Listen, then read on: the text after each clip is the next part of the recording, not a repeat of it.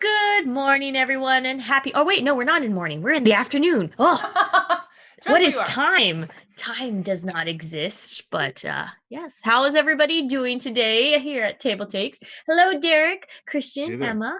Howdy. Did you guys do Hi. anything interesting this week? Oh, Go ahead. Yeah. no. No. I didn't do anything this week. Wait, were you just like, did you do anything interesting? You're like, oh, no. No. Yeah, basically, I did. Yeah, I wanted to have something to input, but literally nothing happened this week. I didn't even shave. Your beard is looking quite luscious, I must say. Thank you. It's lots of conditioner. Okay, yeah.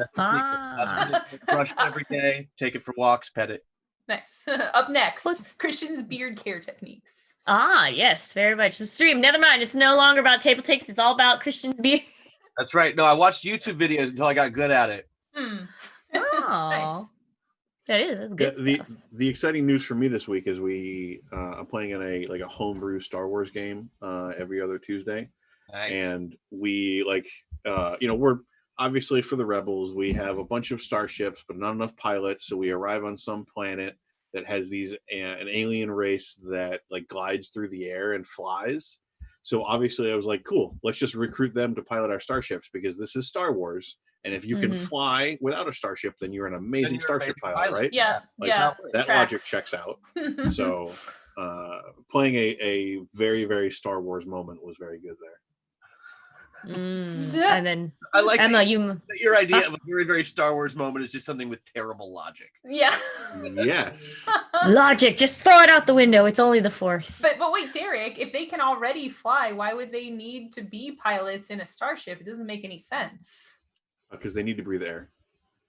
Oh yes, air is also important. bigger guns. So But we can if take them they- out into space. You ever seen a bird flying in space? That's No, fair. I haven't ever seen a bird flying in space. Well, but if they had enough Jedi powers, you could go through space with no air. Who is Yeah. a bird Jedi training? We're using the GM idea is of using his bird classic being smart home is rules for Star Wars, where only one person gets to play a Jedi, so we only have one Jedi. Yeah, that's probably fair. Okay, that makes sense. Boo, because everybody's just gonna be the dark side, anyways. Dark side. No, Jedi's like you were talking about this, Derek, right? Like everybody, like the Jedis walk into a room and they're like, you can talk to these people or just like lightsaber them all, and they're like lightsabers. Lightsabers. Yeah, like that happened the last first time. thing. Every multiple Jedi game breaks down. Yeah. Or if it's the one Jedi game, the Jedi's the one that goes to violence first. Everybody up with the lightsaber before any diplomacy has a chance of happening. Yeah. Cool. Oh, Emma, you also had some exciting news. You got to do a digital pitch this week. Yes. So this is a first for me as a board game designer. Still working, still designing games, still play testing, and still pitching. So I got to do my first pitch with a in tabletop simulator, doing it over voice chat, and it's also just been a while since I've pitched at all, even in a physical face-to-face. It was a little tense, it was a little scary, but ended up working out pretty well. So it's nice to see that I can still do at least part of my job in these new times. Are you able to share any exclusive details with who it was and what you showed them and some sort of like cool preview you can give us or anything? Cool preview. Well, no, can neither confirm nor deny anything specific, but it is a re-release of a game that I've done in the past. So I will give that little hint there. And so it's Abandon More Artichokes. Got it. Abandon More Artichokes. Oh, wait, the expansion. Block all eggplants. We're going through the alphabet. Yeah, it could be like a prequel. Oh, yes. Then we'd have to go back to Z. That would be very, very tricky. Banish all beets. Banish bushels of beets. No, that's what it was. Banish bushels. Yeah, just go through the whole. Zero. We're gonna hold you to that now. Your next release game better be Banish Bushels of Beets. So we're gonna be Banish bushels of beets. I don't want to be typecast. Okay, I feel like it's too soon. You don't want to be. You're the one who just typecast yourself. I don't. I know. I don't. I can't help it. How about you, Bonsai? What did you do this past week? Mostly I played a very awkward gentleman on the table story Jane Austen Pride and Sensibility I've been doing. So I am a very, very Gaston figure gentleman who just is great. Favorite character, best character in the bunch, you know. Everyone loves Gaston. Yeah.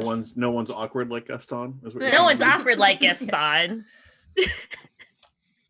But yes, all right. It was great just catching up, but let's go ahead and just like right through into what we got. You got to rip off the Band-Aid, Derek. Rip off the Band-Aid. You know what to do. Rip it off. Say it. Just tell us. Just do it. Well, I'm going to tell you right now, in case you didn't hear on Tuesday, Gen Con 2020 in Indianapolis has been canceled. We will return to Indianapolis in 2021.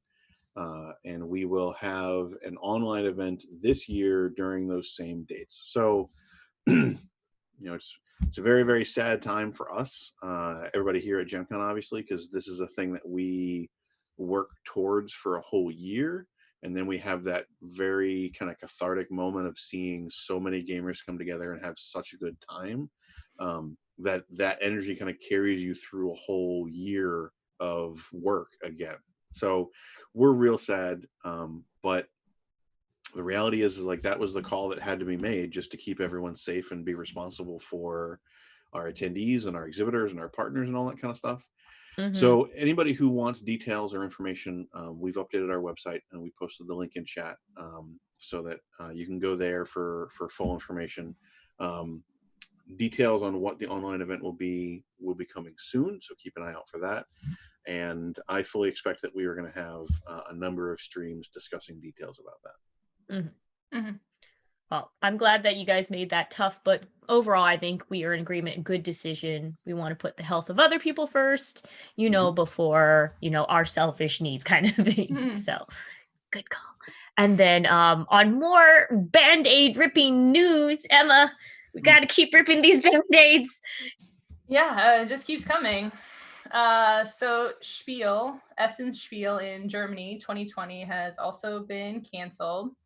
Of course, the official announcement is that it's postponed until 2021. Also, there has been some... Which is very weird phrasing. We're doing it again next year. I'm sorry, what's the name of the organization?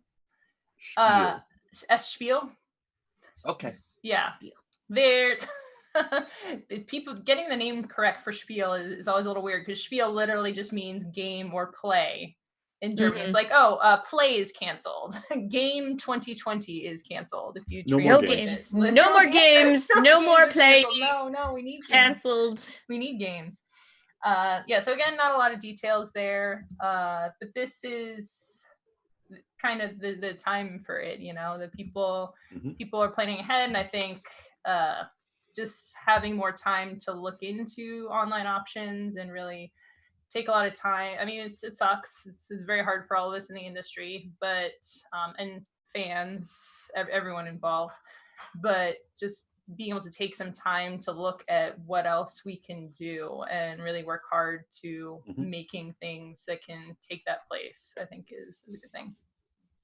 Yeah, so I'm very, very curious as to what everybody else is doing for their online efforts, and I'm very curious to see how Gen Con attendees will embrace what we're doing digitally. And then I think what it really excites me too is what we can continue to build on in the future going forward. I just got an amazing idea. Let's make a Minecraft server like Gen Con and then just have Gen Con in Minecraft. It's perfect. It'll work. Yeah, that'll go great until the creeper comes in and just explodes everything. Flips the table. You could just disable it, put it in the creative.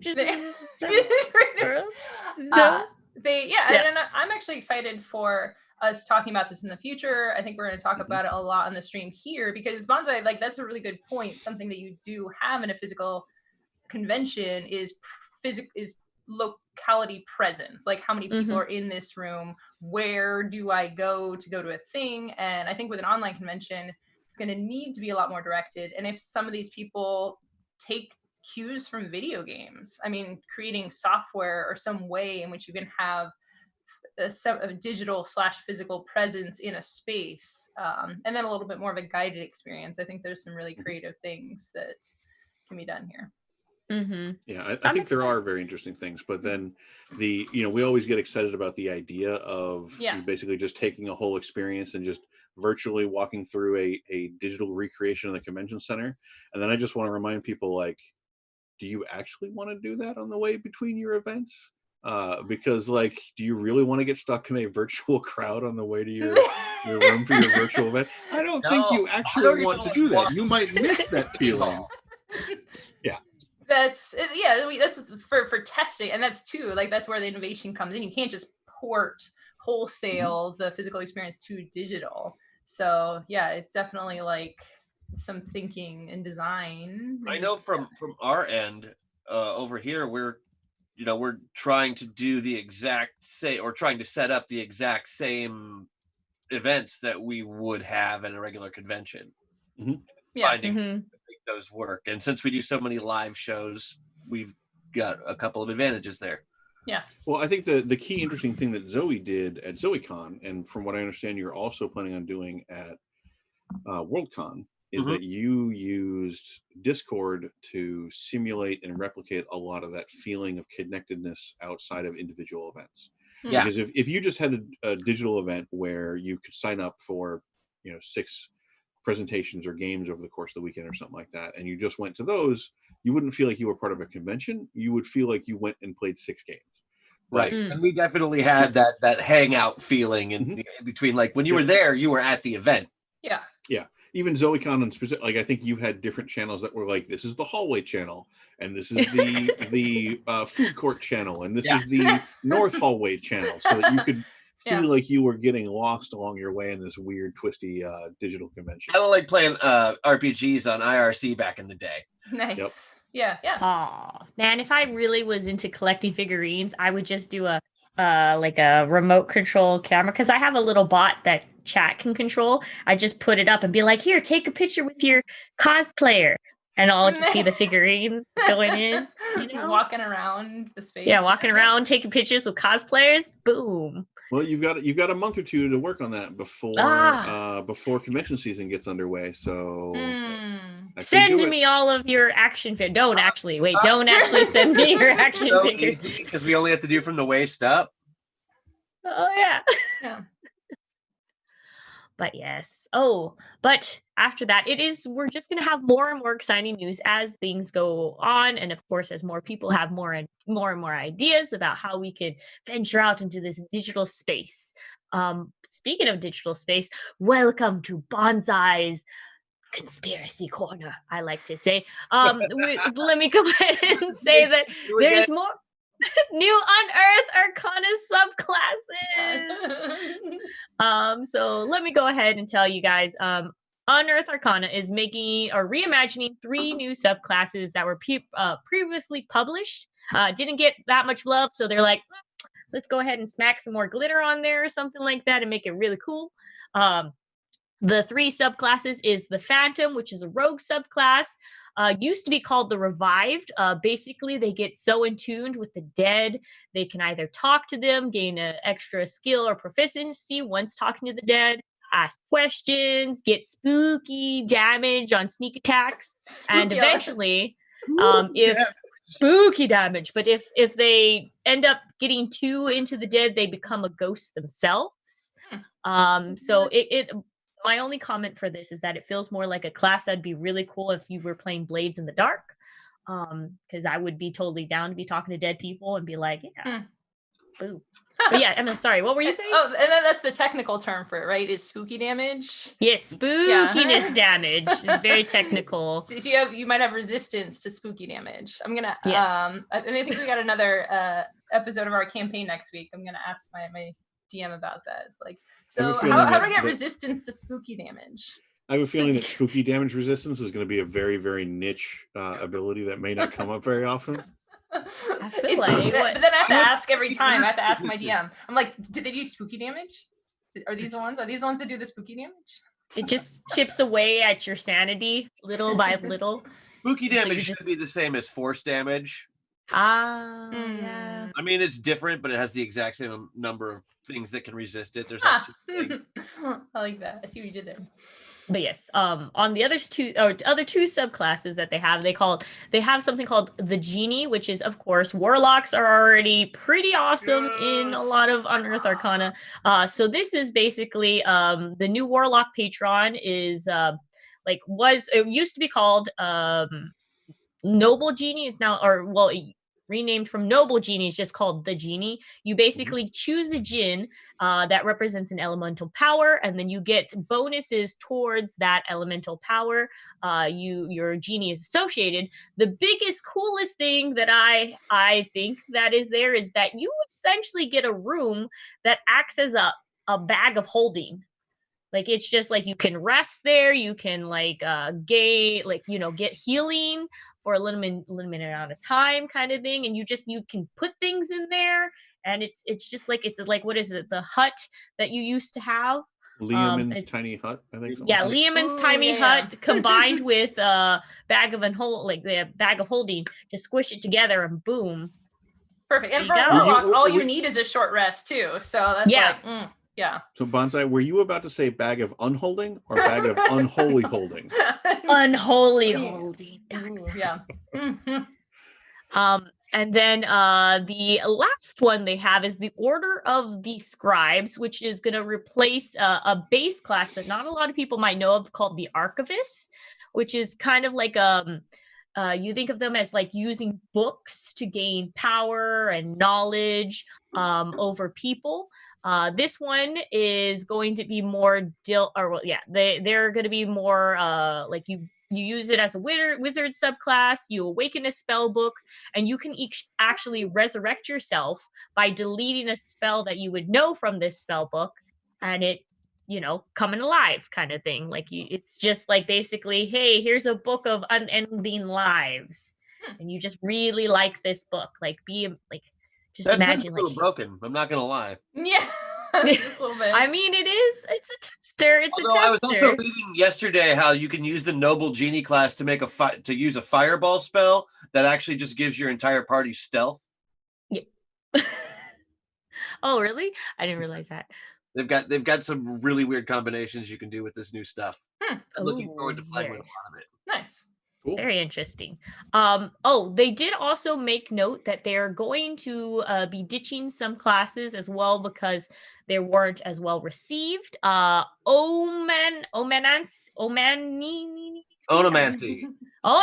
which is basically the old, just like name magic, basically like, hey, I know your truest name, so I have power over you. Yeah. And another one is the Psionics Wizard subclass, since all the Psionics that were wizard subclasses they're getting rid of too, just because the way they weren't working the way that they wanted them to, and now they've added this new Psionic die feature, which seems to be what they're going to latch onto in Psionics in the future. Hopefully, it seems to work pretty well. Yes. So those are things that you can go check out. Onomancy is an interesting one. Like, it's sad to see that they are kind of they've never been able to test. Yeah, but like true name magic is always one of those things that people love the idea of. Yeah, because I think in fiction it works really, really well because it's a very like weird like Deus Ex Machina kind of thing. And we're used to kind of like it being a key part of really cool stories. But I don't know of any game that has really figured out how to deploy it in a game to make it like balanced at the table and like playable. It always ends up feeling like it's just an explanation for a different system. Yeah, you can do it in Mage, but you have to basically just flavor it differently. Well, because a lot of the thing about a true name is like going on quests and like finding the names, and there's a lot of like meta story level stuff to it. Like mechanically, it's like what is there? Probably not the kind of magic you're gonna want to use to kill 6 goblins with. All right, now I gotta goblin names are just like taking pebbles and throwing it in your mouth. Your name is Steve. Die.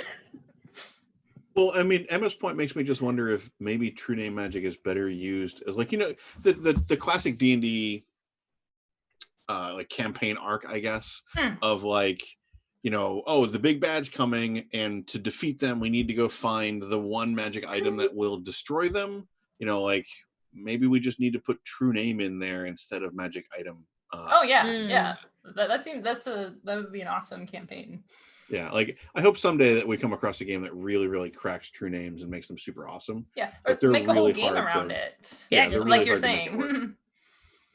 But yes, well, that's what you guys have to look forward to in my conspiracy Unearthed Arcana corner. So your conspiracy is that Unearthed Arcana just came out with new stuff? Yes. That's not a conspiracy. That's actually a story. We confirmed it just now. Dang it. Conspiracy is that this is evidence that there's going to be a Player's Handbook 2 released any day now. Any day. Any day. Sure. Any day. But yes, on other related news, hey, you guys want to know about free stuff? Derek, you know about free stuff. Tell us about the free stuff. Is there a conspiracy handbooks?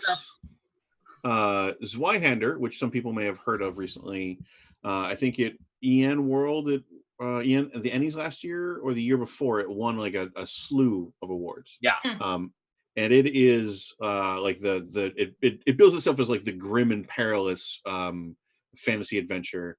If anybody is a big fan of the old Warhammer Fantasy RPG, this is really going to be up your alley. It takes a lot of cues from that, but it's trying to be like a grim and gritty fantasy adventure. It's got a big old rule book and stuff like that. But the really exciting thing right now is that they have just released this compendium for free on Roll20, and I believe it contains the entire text of their player's handbook, which should give you enough, I think, to create like base characters and get yourself oriented. It's free on Roll20 now, so their announcement was like, it's released, go check it out, which is pretty crazy. Nice. Very exciting.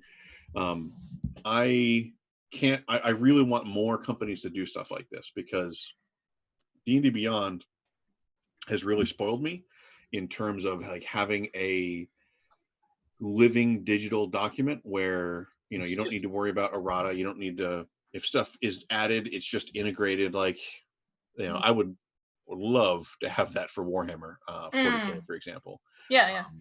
But I really hope that more companies take digital distribution and start experimenting with both giving away content for free and releasing it in a format that's not a printed book. I mean, it's really tough. I've been actually having a lot of conversations with people, publishers in different groups with varying feelings. Definitely some RPG and board game publishers worry that will mean the end of sales, especially if they make their money off of the physical games. And if there's a lot of games that are like, once you get it into the digital sense, like it doesn't have a lot of components or whatever, that you really capture most of the game like that. So, it's a risk. Will my business fall apart if I am I going to cannibalize my own business putting these things online? I think you kind of have to take that risk a lot of times. Like, if things are going to change, people are going to put it online. If you don't, you're always going to be fighting against it. Like Tabletop Simulator, a lot of this is happening. If you don't put your games up there, other people just are going to, which sucks, but it's hard to crack down on that. And, just if you have the resources to take control of that narrative yourself, it's probably going to be good for your business. Mm-hmm. Yeah. So we'll just have to see. There's good sides, bad sides of the argument. We're just going to have to see how everything rolls out. More related D&D related news that I have to announce. More of the D&D Live 2020 details have been announced today. Wizards of the Coast basically announces that instead of like, if you watched D&D Live before, you notice that it's a lot of like live stream games that people play, and mostly geared towards streaming and streamers, eccentric, and those more in the background of the D&D industry. This year, though, they're going to be doing a bunch of like celebrity games, essentially. And when I say celebrity, I mean more of mainstream celebrities, it seems like, versus, of course, our digital stream. But right now, they include comedians, folks like Brian Posehn, Sure.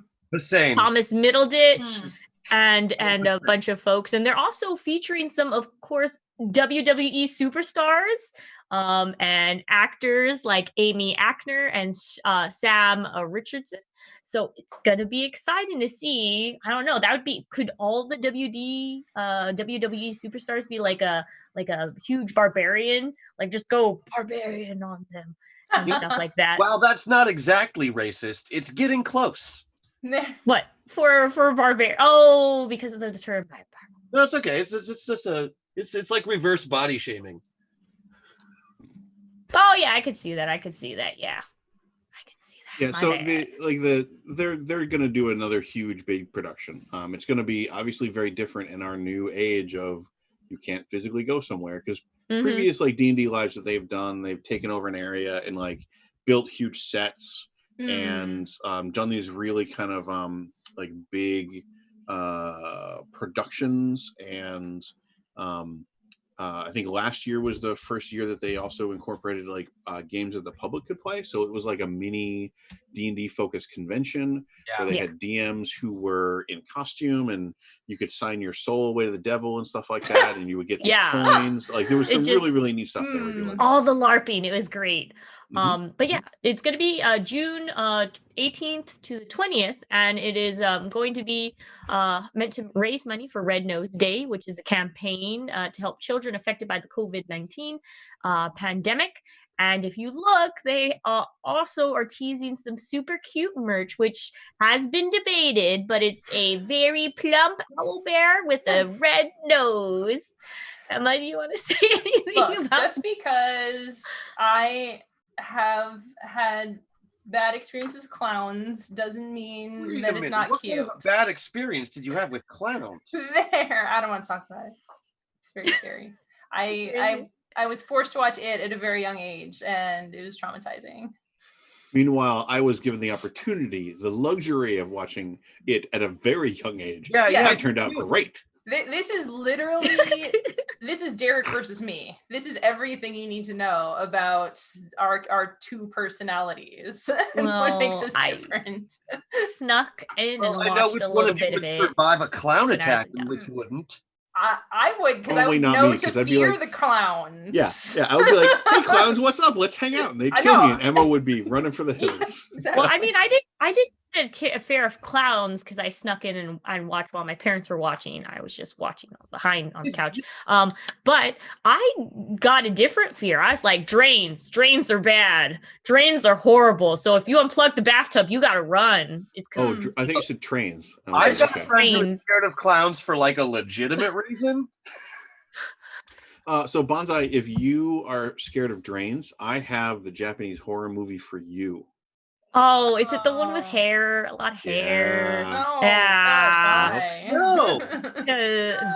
Japanese ghosts are way more scarier than American ghosts. I'm just gonna say. No, I think it's Taiwanese or Hong Kong, actually. Anyway, we should watch it. It'll be great. No. Yeah. Can I just watch the film like theory? This is the crazy thing. I like the production and the storyline of a scary movie, but I don't actually like watching the scary movie. I just like the story and the production value of it. Well, you see what I actually do is I just go on Wikipedia and read the synopses of the movies, and then I don't have to have the scary part, and then I just get the story. You gotta turn the lights off and watch it at night. Volume up. But yeah. Besides, we're going off the train with these clowns. Besides that, but yeah, just look forward to it. It's going to be very exciting to see what they do with D&D Live 2020, and yeah, we're just gonna have to wait and see what's going on. Emma, you have some news pertaining to nominees and nominations, right? Yeah, absolutely. So the Spiel de Jahres nominees have been announced. I got a lot of stuff here, so I'm just going to read through the nominees real quick. For those of you who don't know, the Spiel de Jahres is Game of the Year in German. These are games specifically that have been released in Germany. So there's a pretty strict criteria for qualifying for these over a certain period of time. That is making something German's only been bad ever. So it's not necessarily like made by Germans or published. A lot of these games have been distributed in Germany.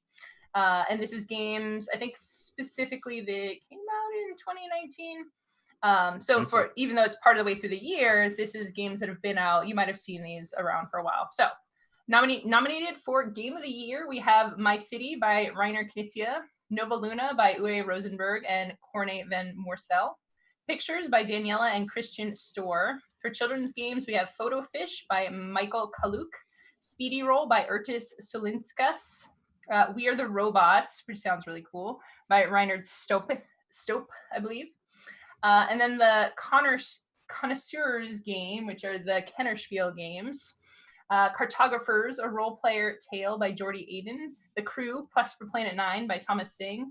And then The King's Dilemma by Lorenzo Silva, Hjalmar Hash, and Carlo Borelli. I should have practiced those names beforehand, but I think I did okay. So they were a mouthful, though. Great job. Yeah, good job. Yeah, and so we were talking a little bit about these awards, and I think the one thing that I want to bring up right away is Spiel de Jahres. There aren't a ton of board game awards, and Spiel de Jahres is kind of seen as like the top of the top, like definitely one of the most prestigious, if not the prestigious board game award. However, it does have this limitation to it that the games have to be released or at least distributed in Germany. And as someone whose game is being published and the publisher is talking to distributors, there's a lot of games, a lot of really good games that for whatever reason just never end up getting into distribution at all, or distribution specifically in Germany, or might not get the attention. So like I did want to speak a little bit to the limitations here. And I think having awards is good, especially for people, not everyone is us and has tons of hours and times to sift through all of the games and see what are the best games, what would be the most fun for me. So looking at an awards can be a shorthand to helping to find the games that are a good fit. Like these ones have been proven, like people have looked at these, judged these, and found that they were generally fun. However, especially as a couple of people online had pointed out, Elizabeth Hargrave and Eric Lang have been talking about this on Twitter, there's not a lot of diversity there is one of the points. And part of that is that this criteria, this limitation on which of the games are picked, which means picking the games in such a way as this continues to propagate this. You look at the winners and say like all white, mostly male, and so it propagates this stereotype. It's like, oh, all the people who make good games are generally white and male. Well, I think only one of the nominees was female, or yes, yeah, one out of 11. Yeah, and so there is a stereotype, a very embedded stereotype in our industry, and saying that these are the best games, and most people just be like, oh, Spiel de Jahres is the best game. They won't look deeper into it. Not everyone knows that it's only games that are distributed in Germany. I think there's a lot of games not putting in the extra effort to kind of like dig deeper and see what is out there that's not getting the attention that it should, and getting more creative games too. Like I've played a couple of games on this list, and like the ones I've played are fine, but they're doing some kind of interesting stuff. But I'm like, I know so many more games that are pushing boundaries and just doing like fascinating things, where these games, they tend to be a mix of like kind of new, but also very safe. So, and maybe the best game should be kind of safe, but I would just love to see some effort put into kind of promoting more diversity, innovation, both in experience and just in the people who are represented. Yeah, in all aspects of game design, I think that can be, probably used. Yeah. The nice thing is, as a casual board game fan myself, I neither know any of these games nor this contest. Yeah. So I guess my question is, how well known is this? Like this particular award? Because all the board game designers seem to know about it. Yeah. Okay, but what about like how much of a board game fan do you have to be before you know what this award is? In my experience, I'd say that like once you call yourself a board game fan and you know what the you start kind of like, you know, I think once you are the kind of person who would go to the store and ask the staff for a recommendation for a new board game to try, kind of strikes me that like, well, no, I've done that. I do. So you're a weird outlier, I think, is what I'm getting at. Just because it's a little surprising, because I think everybody that I know who is into the hobby has been aware of what the Spiel de Jahres is. Even if they... Me too, but most of the people that I know that are in the hobby are game designers. Yeah. Sure. Yeah, it's very. I learned about the term when I was working at Mock's Boarding House, because that's something. There's the stamps on the game, so that's something that you can point to when you're showing people the game, and even if they don't know what it means, they're like, "Oh, there's a little sticker on the front of the game, and it has a year on it, right? A sticker and a year." Oh, right. That means stickers too. Yeah.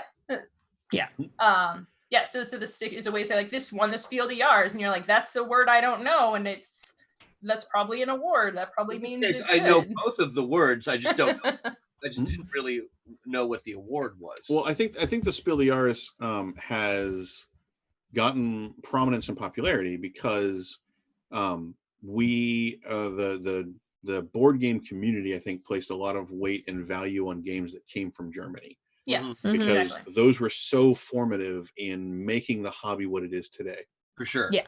That, you know, if the award came from the place where all these cool games came from, then obviously the award is great. It certainly helped that, you know, it had a long history of coming out with selecting games that were all pretty solid and prominent. Yeah. But I do think we're kind of entering a little bit of a new age of the hobby of both playing and developing is much wider than it was before. So then I think there's the interesting question of how do we help award ceremonies or award programs reflect and support that? So, you know, I think there's kind of two questions, like, and the answer is probably yes to both, but like, should, you know, the Spiel de Jahres not only be more diverse, because obviously it should be, but should it be more open? Should it not just be games published in Germany? I don't know about that question. But like, you know, the counter is, should there be other awards that are raised up or developed to kind of companions, so that, you know, instead of just having the one Academy Award, you know, because we have the Spiel de Jahres, there's also the Origins Awards, there's the Ennies, which is mainly RPGs, there's the American Tabletop Awards that started recently that are trying to be fairly prominent. I don't think those are quite the same. The Origins Award is up there, but none of them have the history of prestige that the Spiel de Jahres has, unfortunately. So, you know, I guess my question, and you know, aside from improving the Spiel de Jahres and improving the diversity of the people who are involved in it, should we want the Spiel de Jahres to be the peak, or should we want to have a spread of awards that maybe all have their own identities? I don't know what the best approach is. Yeah. Or maybe just say this awards is the one that actually does include all the things that we want. And so those are the awards that we like. Which one? Whichever one does all of the things that you want them to do.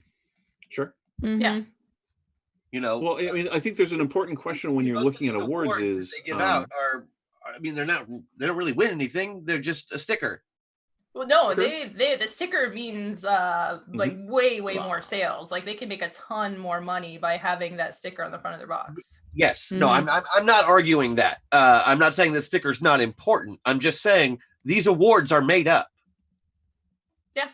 And there's newer awards that are much more diverse and inclusive that are giving out awards right now. Why don't we as consumers make those more important than say the one that only allows games to be published in Germany by white men?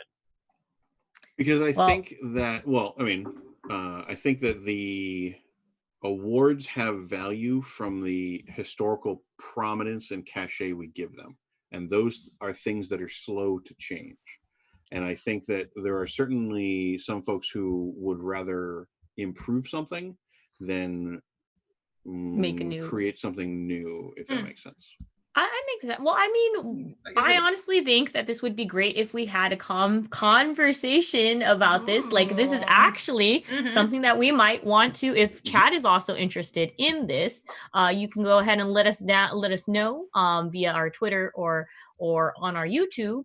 And just let us know. But I feel like because there is so much passion about this, and I would love to spend like hours talking about this, but we do. I have a feeling we could too. We could. So this could be an upcoming conversation that we could go ahead and build. And then, would it be like, the question would be, do we make something new that encompasses all, or do we build upon something that already has more of a standing and from region to region?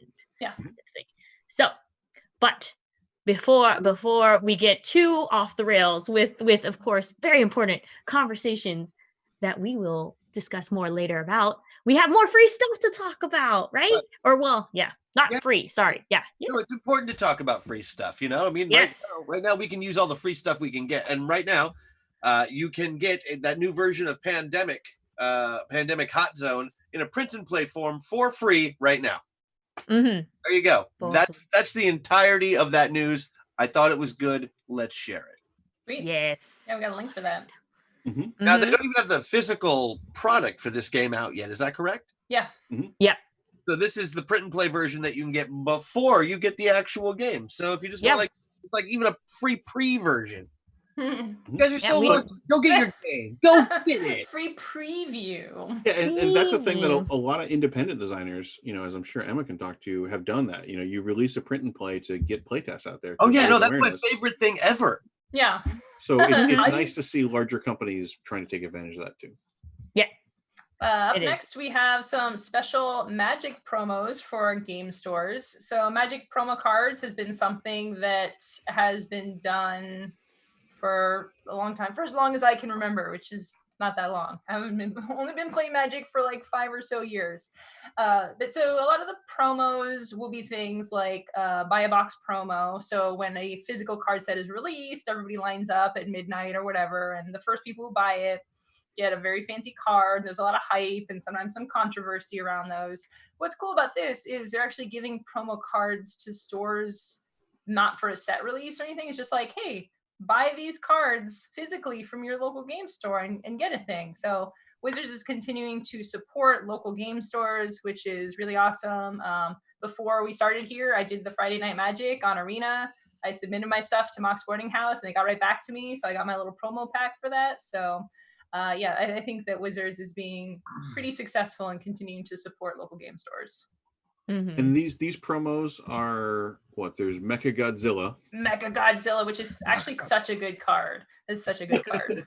Yeah, and then don't imagine that could be a bad card. Like, Mecha Godzilla. Godzilla, who cares about? Let me paint you a word picture for those people who aren't as into Magic. Okay, so in Magic, your cards have abilities like flying, death touch, first strike. Doesn't matter what those do. Your card can have this ability. Mechagodzilla, every time it attacks, it gets one of these abilities at random, and that just sticks to it. So it might get Hexproof, and now you can't do anything. It might get Vigilance, and now it doesn't tap. It might get Lifelink, and now it's healing you every time you attack with it. I want this card so bad already. I know, yeah. It's even if you don't play Magic, it's just such a fun concept. I have to say, it's just taking a side on Magic sets. I find it very, very interesting that I think we may have talked about this briefly, but the last several sets of Magic, I feel like we have all reacted very, very differently to.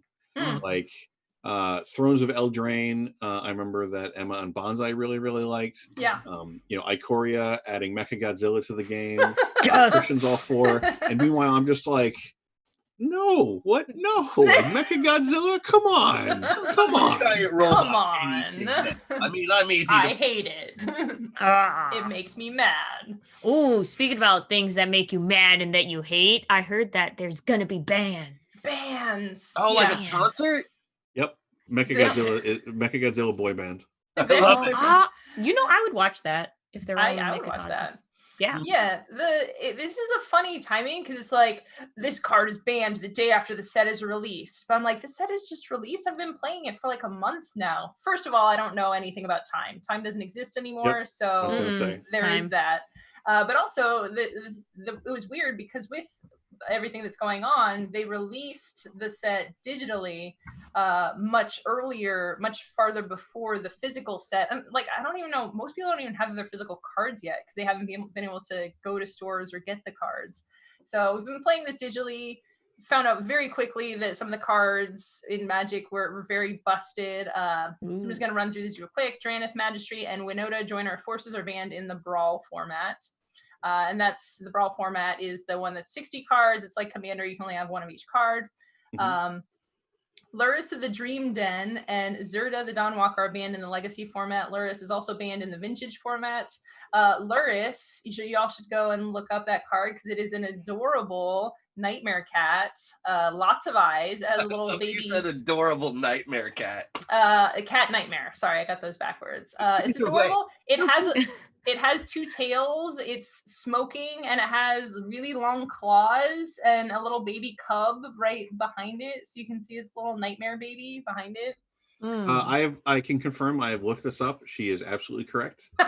Thank you. An adorable nightmare cat. This is where our interests intersect. Okay, this like horrifying cuteness. Horrifying cute. The Boglin effect. Sounds like a normal cat, Chad is saying. Yeah, absolutely. Anyways, Luris is a card. It just lets you rebuy stuff from your graveyard. If it's the new companion thing, which is really cool. It's the card that you can play from out of your sideboard if you meet certain conditions. So this one, I believe any creatures can have to be less than each permanent card. Sorry, not creatures. Your starting deck has converted mana cost of 2 or less. But then you can rebuy things from 2 or less from permanents with 2 or less from your graveyard. So it dies, you just keep pulling it back out. So it's very busted, especially in the permanent formats, the Legacy and the Vintage, because they just like play really cheap cards anyways. So those is a little crazy, and they had to put down the ban hammer for those. Ooh. Well, so the interesting thing that the headline was that the ban came out right after it's released, and I think we were talking about people complaining about how can they know how broken it is, or if they knew why they release it. But then there's that the comment you had of like, well, they clearly have a month of playtime on Arena to see what the effect is going to be. It's going to happen in person if it happened online. Well, for this one, the Vintage and Legacy aren't on Arena, but on Magic Online, they have this stuff. And when they make a standard set, honestly, like they have so much to consider. They don't think as heavily about, like they don't have enough time to consider everything. So they don't think as much about how it's going to affect those. They do still think about it a little bit, but something slips through. It's just like with other types of games. It's hard to be perfect with these sort of things. Okay. Yes, I mean, at least you guys got to play it a little bit on the digital format before it immediately launched. And, can you imagine like they figuring this out when it's a hard copy? So, at least they saved it just in time.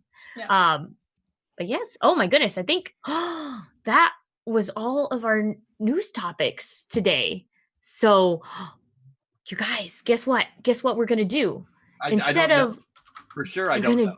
You don't? Are you sure you don't? Because I see this memo right here that says Christian's leading us on a topic of a magical journey of RPG.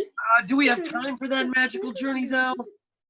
Well, so it's your topic, Christian. So if you feel like we do not have time to properly, I feel like we probably don't. If we want to get through the Kickstarters today and get out of here by dinner, probably not. Okay. Well, then we can revisit it. We can shelve next that and week. Come back to it. Do you want to give the audience a preview of what it was about? Yeah, preview. Yes, preview. Part 1 of my 3-part series on categorization of role-playing games. Ooh. Okay. Yes, I think we do need to spend a good amount of quality time because I feel like we would. It's subject. Very meaty. We're gonna nom on it, but okay. Well, don't worry because we're still gonna have Christian do something. We're gonna have him do the. Oh man, are we still? I just lost you. Oh wait. Oh no, I forgot that I have RTX, and unfortunately, because if I go too high of a pitch, it mutes me on my stream. So I'm in. Did it work? Did it work? It worked. It did something, I'll tell you that. There you go. So I have to remember to just like heavy metal this now. So heavy metal. In my opinion, you should be heavy metaling everything. Yeah. All the time. Unless you got to condition your voice.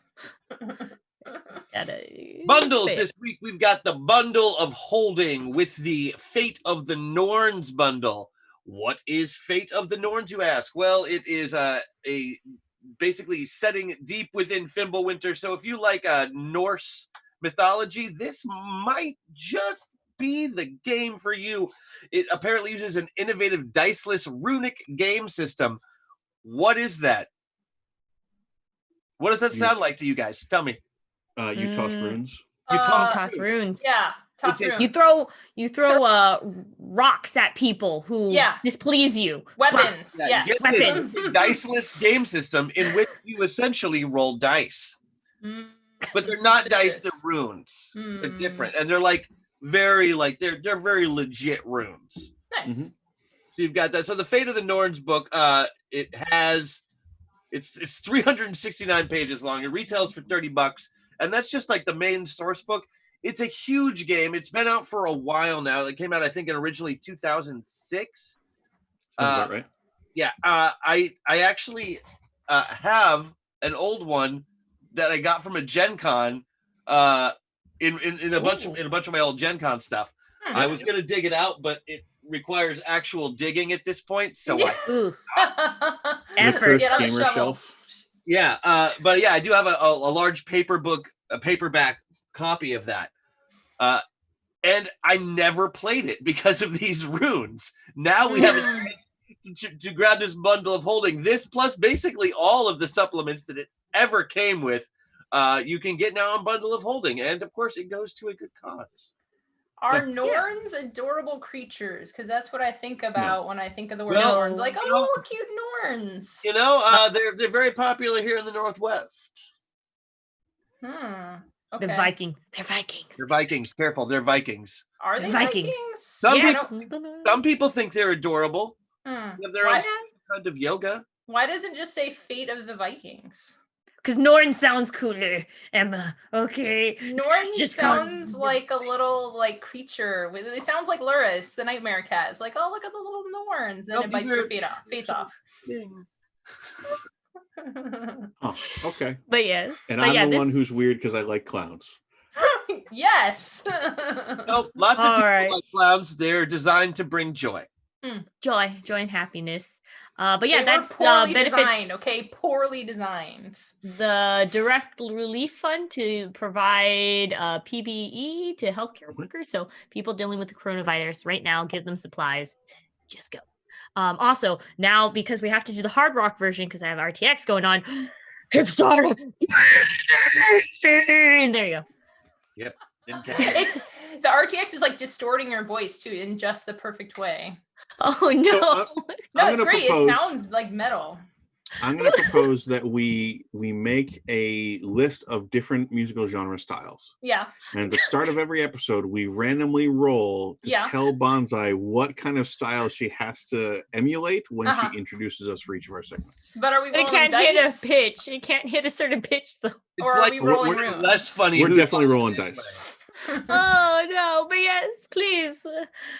Derek, our Kickstarter queen, please tell us what your noble servants can do for you. Kickstart our hearts. Well, first I would like to knight Christian so that he can tell us about the Academy of Adventures. That's right. The Academy Adventures is a D&D online summer camp. 5 days of fun as kids learn to play D&D, build exciting characters, and begin their heroic adventures. There you go. Yes. It's going to be all online. They get to go create characters and learn how to play the game. And it's D&D summer camp. What's not to love, right? That's pretty great. It looks like the guy who's putting it on is pretty legit. At least that's what Derek says. I believe him because he's never lied to me. Yeah. Well, we've covered a couple previous Kickstarters by Richard Molina Weber, and he did a book about how to run like investigation games in D&D. He's a big like puzzle designer. He has a YouTube series channel called Atomic Game Theory, where he kind of breaks down individual game component mechanics. Really, really nice, great guy, and some really nice content. And I just love this particular project because not only is it summer camp, like you register your kid for like a week or so, but he's also doing a summer camp for adults. So an adult can register to play for a week or something like that. Which is cool. And what I offering the chance to get scholarships for other kids by getting on the Kickstarter is such a cool idea. It's going to give kids that don't have a chance to do something like this that very chance, and I think that alone makes it worth it. That was the one of the things that I particularly liked, is that some of the reward tiers are, I want to pay for someone else's kid to be able to play D&D for a week. And those spots apparently sold very, very quickly. So it's very much like a heartwarming story. And it's one of those things too, where like every time I've heard about a D&D summer camp at a local store or something like that, they're always very popular, especially right now as D&D is kind of becoming a cool thing to do. So for someone to kind of put the effort into taking that online and extending it to kind of anybody around the US or wherever they can kind of hop in on this, it's really, really exciting. Yeah. Very cool. How many days does that have left? 4 days left, I'm afraid. Not too much time. So jump on that and help a kid go to summer camp. Camp. All right. Oh, with also 4 days left, Tuesday, May 26th, Hell, The Last Saga. This is Bonsai Weapon approved Kickstarter board game. You can definitely drop this off a building and bludgeon somebody. This is a survival explorer. Like basically you survive, explore, fight, and solve mysteries in this hostile island. It's a Viking. So I guess the best way that I could describe this is, it's Gloomhaven, but Vikings. So it's 1 to 4 players, a highly narrative co-op game with fantasy horror Viking world. They only have one level of pledge, which is the buy the game level, which is at 129. Last time 130. Well, last time I checked. It comes with, get this, 111 minis, 60 exposition tiles, 572 cards, and it's meant to be an experience game. Very like it's supposed to be like a saga narrative that you're supposed to go through, 16 unique heroes that you can choose from, with all that grim survival niceness. So this is our very much Kickstarter, capital K Kickstarter of the week there, and that has 4 days left. Yeah, I was going to say this is very much like the KBG. When we talk about, is that a Kickstarter board game? This is what we're talking about. This is a Kickstarter board game. Approved. I do think that the sculpting on the minis, very, very cool and creepy. I don't even think that you need to add a little red nose to freak Emma out with some of these. They're kind of creepy, but they're cool. Like looking at the painted minis, like I would go to the campaign page just to check out some of the arcs. That's like, there's some very neat stuff there. Unique. Yep. And then Christian. Yeah. We return to you. Oh, all right. Well, I'm returning to Neverland. The next game is Adventures in Neverland with 5 days left. A story-driven adventure game that is set in the world of Peter Pan. So if you don't know about Peter Pan and aren't understanding why I am excited about Peter Pan, it is a young white boy that never had to grow up and learn to fly. What's not to love? Well, I mean, to each their own. But Peter Pan is a boy that never has to grow up, and he gets to go around and fight pirates. And that was like the coolest thing for me when I was a kid. That's all I wanted to do was fly around and fight pirates all day. Despite the fact that somebody my own size could easily beat me in any type of a fight. Don't know why I wanted to fight pirates. So this is actually a really cool story-driven adventure game. Not quite an RPG, although you do get the opportunity to play different characters such as Peter Pan and Captain Hook if you'd rather be the pirate. Yeah, I don't know about that. Lots of, it's got everything you need. Cards, miniatures, little things to set your cards and miniatures on. And it like there's little scenario boxes and stuff like that too. Yeah, it's a scenario. I think it's a scenario deck, I want to call it. And there's different ways you can play each scenario depending on which character you have and which location you're on. It looks pretty cool. And then honestly, it feels like a lot of those KBGs that we were just talking about, those Kickstarter board games. But it's not quite on that giant scale. Yep. It still has all of the individual elements that you would need to qualify. Yeah, but instead of being like cool and heavy and gritty and full of minis, it seems to be much more like, Peter Pan's cool. Yeah, hang out with Peter Pan, have an adventure. Yeah. Yep. And how many days does that have left? Just 5. All right. Well, with just 6 days left, we have M20 Technocracy Reloaded. Now, it's going to be a shocker to anybody who's been paying attention, but I am a huge Mage the Ascension fan. So am I. From back in the day. Yep. So Christian and I will unite on this. So M20 just means that this is for the 20th anniversary edition of Mage. Has it really been 20 years? Yeah. Oh, now it's been more than 20 years now because the 20th anniversary edition came out like a year or two ago. So no. Anyway. It can drink. It's a game that can drink. So the Technocracy and Mage was really interesting because it was a setting where like science and technology, existed along with magic and stuff like that. But they even drove it further that science and technology were a kind of magic that had basically won the war. Yeah, like all the different magics were against each other, and the Technocracy were clearly the bad guys. No. They were designed at the beginning to clearly be the bad guys. Oh, first edition, absolutely, sure. Yeah, that was what they had set up from the very beginning of the meta plot. Yep. Oh, and then we found out that our technical overlords really just had our best interests the whole time, right? Is that? It depends on whether you succumb to their conditioning or not. Okay.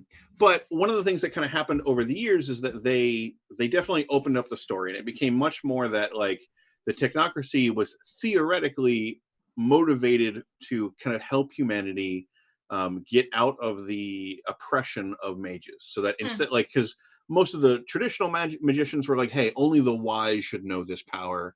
Right. Only the people who can handle the power should know it. And the Technocracy was like, let's just make everyone like on equal footing. And depending on which book you were reading, the Technocracy were trying to rise up people or they were trying to crush down the elites. It depends. But really, they were trying to maintain everything. So they were like just squishing people. Is really what I hear. They're just you're just squishing people. They definitely invented people squishers. That's true.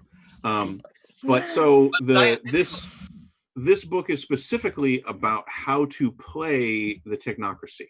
And you can play it in different ways. You can play it in they're the bad guys, and maybe you're just realizing you've been working on the bad guy side.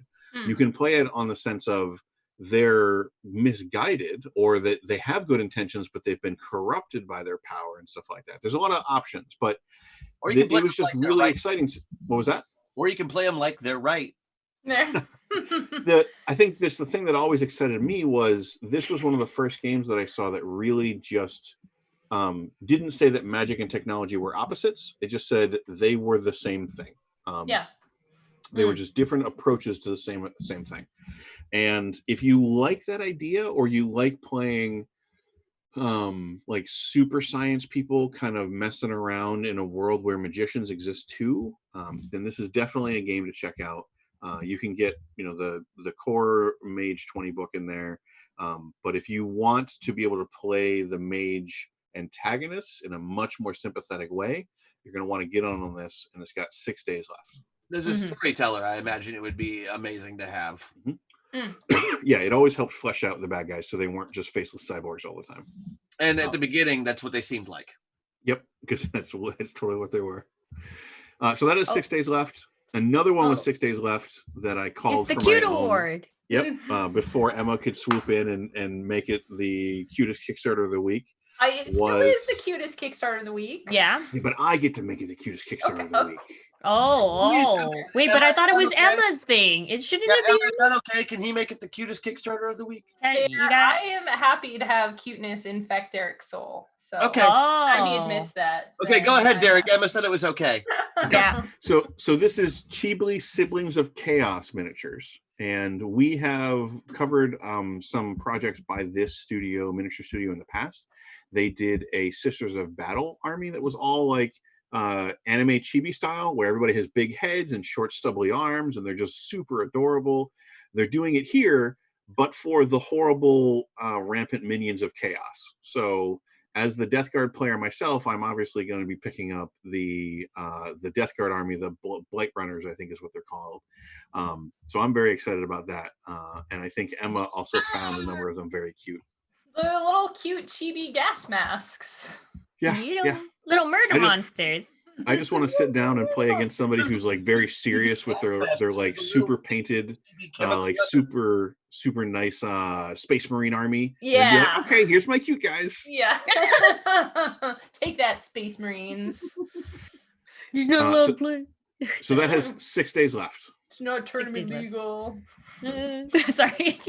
All right. With 9 days left, let's flip that 6 and put a 9 in. Wait. Yeah, you're gonna do great. Just go with it. Yep. And then we're gonna be doing a dark. So with 9 days left. May 31st. Bloodlines and Magic role-playing game, which is a dark urban or dark modern role-playing game with an urban, like basically urban fantasy RPG kind of feel that's based on the D20 system. To note, this game was originally released in 2018 as a rule hack for settings for Pathfinder, but with the growing success of 5th edition, they decided let's go ahead and take this and apply it to be more 5th edition friendly and compatible. Basically, your player character is someone who can see into the veil and see what is really there in this invisible hidden world. So it's more leaning towards Constantine kind of thing, where you have more demons and angels versus fantasy, which is like lizard people and elves. So that's some of the things that you can expect for this. So the characters, they can have physical traits, psionics or psychic traits, social skills, just use all of these like various different ways to navigate through this invisible world. And that has 9 days left, Sunday, May 31st.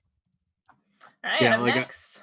Go ahead. Oh, yeah, no. You can feel free to jump in then. I mean, I was just going to admit that part of the reason that that I originally added this to the list is, again, as a World of Darkness devotee, I'm a sucker for any sort of urban fantasy setting, dark urban fantasy kind of stuff. So it's hard for me to resist. And then I saw this up, and like one of those things that I always love to see in different urban fantasy games is what mental gymnastics do they require you to go through to explain why the world doesn't know about this? Like, but it's the veil. Is there a veil? Are there mists? Like, do people just not see it? Like, is there a conspiracy? In the gray. That's totally not a demon. That's you're just crazy. You're on drugs, man. Yeah, conspiracy. All right. But go ahead, Emma. Up next, we have the Escape Roll and Write with 10 days left, ending Monday, June 1st. Escape, the name might sound familiar because there are a whole line of escape games you might have heard of, such as Escape from the Curse of the Temple. So these games traditionally have been dice checkers that are real-time and cooperative. So, for example, Escape the Curse of the Temple is very much that Indiana Jones adventure style game. And so in the original game is actually, it's timed, it's real time, and there's a soundtrack to it. So you're listening to the soundtrack a la Atmosphere from the VHS games back in the day, where you'd have a time, you're like, the temple, it's collapsing. You have this like voice track going along with you, which is cool. What's cool about this one is it's a roll and write, but it's still cooperative and it's still real time. So this isn't something that I have seen from roll and writes before. So I'm kind of excited to see them capturing that sort of a fun feel, but in a roll and write format. Mm-hmm. Yeah, I've certainly never seen anything pitched quite like that. So yeah, I'm really curious. Like again, I have to kind of point my colleague who loves roll and writes to this and see what she thinks of it. Yeah, Yeah, and roll and writes over the past year or so have become a really big thing. Some people might have even said oversaturated, but I think it's a formula that's been around. We've talked about this before on the show, but it's a formula that's been around for years and years. It's just like hype now, but I think it's just a format that has endless variations, and I'm excited to see them doing some cool new stuff with that. So again, that's Escape Roll and Write with 10 days left. And Christian with our last one of the day today. Right. Introducing the Steve Jackson Games Summer 2020 T-shirt collection.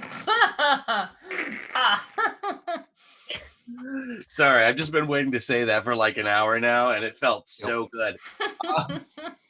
What this is exactly what it sounds. Steve Jackson Games, popular for inventing the game Munchkin and not popular for inventing the game GURPS, has put out the Summer 2020 T-shirt collection featuring T-shirts from GURPS. I know, but seriously, no shit.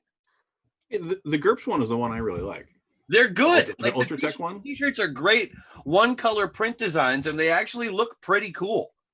Like, I like the shirts. I was just surprised to see a Car Wars shirt. You know, like, I didn't think that would happen. Like, maybe I'd see one on somebody at Gen Con because things like that happen. But now I know where they got them. Steve Jackson is putting out a summer collection of shirts. He's like the Tommy Hilfiger of gaming. You know, I really do feel like we should probably reach out to Steve Jackson and see if they want to do a virtual fashion show. I will do summer collection. I will not only perform in, but I will organize a Steve Jackson virtual fashion show. You now have homework for this summer. Yeah. I already know where I'm setting up the runway. This will be easy. Oh, but yes. Oh, I think yes, that was our last. That's the last one. That was the last one. So we're gonna end with shirts today, but don't forget, guys, we still have a lot more things going on this channel other than TableTakes. Unfortunately, we do not have a roundtable discussion or a conversation this week, but you can still see us on Monday, 6 p.m. with the Board Games with the Brothers Murph. Wednesday at 11 a.m. This game gets dicey. And 4 p.m. you can have Fireside with Peter Atkinson. Friday, of course, with us, 2 p.m. TableTakes, giving you all your hot topic tabletop gaming related news. And then afterwards, usually 3:30, we have round table or conversation discussions.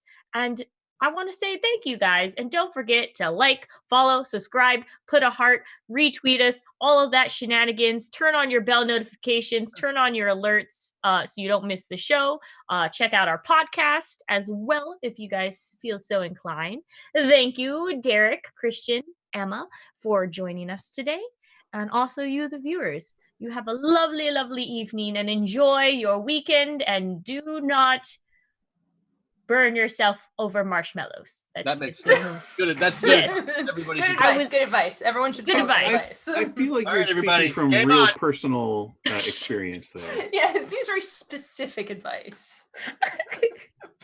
Lazarus, don't burn yourself. Goodbye.